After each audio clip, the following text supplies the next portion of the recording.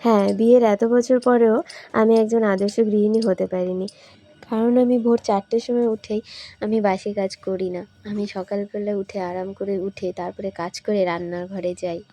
Social মিডিয়ায় কিছু মানুষকে দেখি ভোর 4টে অন্ধকার থাকতে উঠে সংসারের কাজ করে, তো আমার সেরকম প্রয়োজন পড়ে না। রোদ উঠে গেছে আর আমার হাঁড়িতে আমার গ্যাসের ওভেনে কত আলো পড়েছে। এটা রোদের আলো, আমি কোনো আলো এখানে দিইনি, এটা রোদেরই আলো, তোমরা বুঝতেই পারছো। আর আজকে রান্না করছি আমরা নিরামিষ, যেহেতু আজকে নিরামিষ তাই আমি নিরামিষই রান্না করব।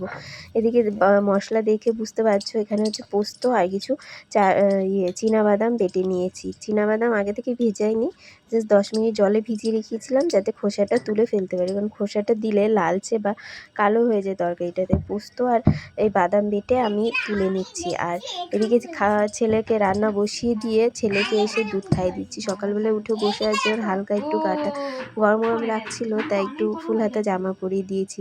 আর এদিকে কিছু খেতে বসলে ওর এত গল্প মনে পড়ে যে কথা বলতে বলতে খাওয়ানোটাই দেরি হয়ে যায়।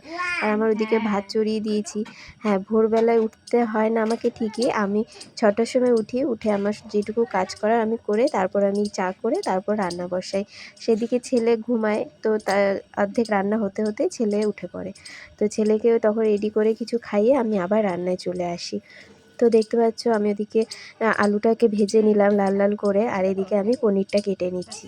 আর ছেলে এই ফাঁকে খেলা করছে, খেলতে খেলতে কখন আমার এই পাশে চলে এসেছে। এসেই আগে বলছে পনির খাবো। তো আমি বললাম ঠিক আছে, তোমাকে অল্প দিচ্ছি, এতটা খেলে তোমার গলা বেঁধে যাবে।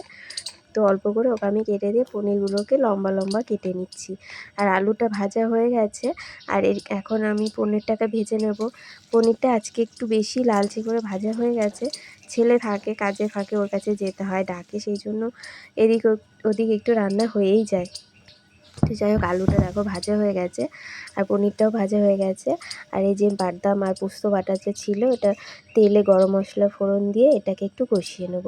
কষিয়ে নিয়ে তারপরে এর মধ্যে আলু পনির আমি একসাথেই দিয়ে দেবো। মাঝে মাঝে পনিরটাকে পরে দিই, আবার কখনো একসাথেও দিয়ে দিই। যেহেতু এটা আলুটা ভাজাতেই সিদ্ধ হয়ে গেছে, তো বেশিক্ষণ আর ফোটাবো না, এইটুকুনি দিয়েই জাস্ট নামিয়ে নেব ফুটিয়েই।